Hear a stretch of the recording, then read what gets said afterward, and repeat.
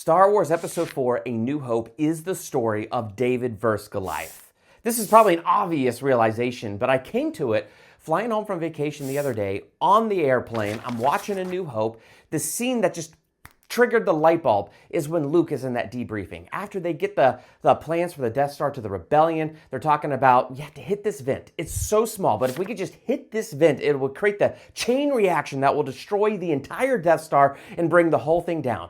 And everybody's talking about how small that is, and that's impossible, but not Luke. Luke talked about how, for fun, he and his friends would target womp rats, which are not much bigger than the target they need to hit on the Death Star. And that just reminded me of King David. When he saw Goliath coming against the people of Israel, coming against the entire army of Israel, he said, "Who is this uncircumcised Philistine?" And he had this confidence because he remembered. He remembered being a shepherd, taking care of his sheep, and how God delivered into his hand the lion and the bear. So as soon as Luke is talking about womp rats, I'm thinking about David and the lion and the bear. And it's that same type of confidence. And then as Luke is flying through that trench to hit the target, everybody else couldn't hit the target because they were trusting the technology. They were trusting the mapping system, and they kept getting blown up. But as Luke is flying through that trench, the voice of Obi-Wan speaks, "Trust the Force, Luke."